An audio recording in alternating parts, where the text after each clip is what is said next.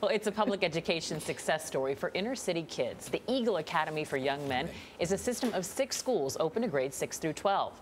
The group, 100 black men, created the program back in 2004. The schools are strategically placed in high-crime areas in all of 5 boroughs of New York City and in New Jersey. Vladimir Dudier is at the Eagle Academy in the Bronx to show us how it could be saving lives. Vlad, good morning. Good morning. Here at this Bronx school, every day begins with breakfast and a town hall meeting, which you can see happening behind me here. This is an opportunity for the students to hear school announcements and to get together with any administrators to go over some of the issues they may be having. And that's just one of the ways that sets Eagle Academy apart from other New York City public schools. The Eagle Academy for Young Men was created to make a difference in our Black and Latino communities, especially for young men like me. Japaris Sheridan is a 17-year-old senior at the Eagle Academy for Young Men in the Bronx. At this senior convocation, he was chosen to speak not as class president, not as valedictorian, but as a young man who's conquered many of the struggles facing the boys in his school.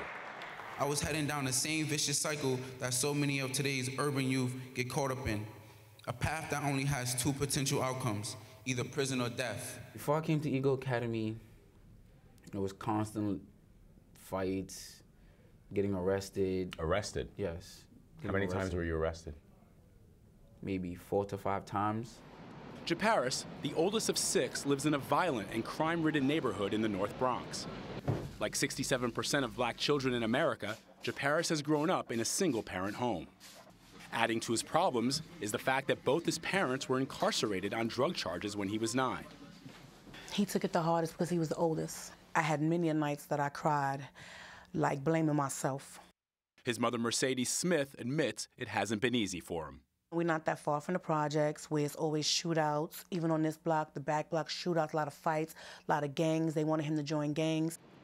When his mother learned about a public school in the neighborhood geared specifically to boys of color, she urged Japaris to apply. That was the best choice between me and my son we could have ever made. Out of thousands that applied, Japaris was one of the lucky 100 to be accepted in his grade. But it didn't stop local gangs trying to recruit him. But the trouble in the streets didn't stop. He was always in a fight every day. Even outside the school, they would go to the school. He says the biggest turning point in his life came when a teacher here went the extra mile to help him. And I said, wow, what is going on with this student to where, you know, at one end, he wants to do well and he wants to learn, but then on the other end, he has such a short fuse. Ms. Macklin was his 9th grade teacher. One day in my class, he said to me, he feels like he wants to commit suicide. And,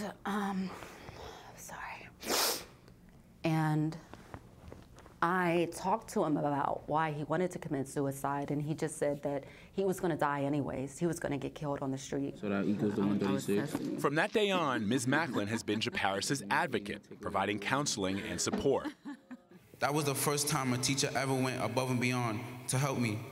Ms. Macklin, I have thanked you in the past, but I don't think I remember telling you this. You've changed my life. And that, according to David Banks, the president and CEO of the school's foundation, is the point of the Eagle Academy. We help young men to understand what it takes to get the light to go on, for them to believe in themselves. We are the ones we've been waiting for. They do that by providing the structure and discipline many of these boys never had. Students must wear uniforms. Each boy gets paired with a mentor from the community. School days are longer to avoid idle time on the streets. And the kicker? There are no girls here, right? That's right, no girls.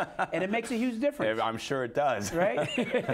I mean, because that's a huge distraction when you're a teenager, I think. I think be able to come to a place where they don't have to worry about competing for girls or getting dressed up for girls, and they can just be very focused on their schoolwork. We have a lot of young men who many schools would shy away from. We admit all of these young men, and we say that we'll put them all in there together and we'll get everybody to the finish line. People don't see the greatness that lies within boys of color. They're boys, they're kids, just like any other kid in America.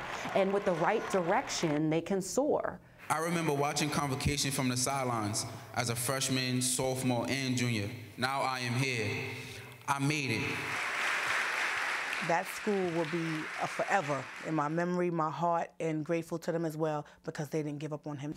Instead, they gave him and his family an alternative to life on the streets. Japaris will be the first in his family to attend college.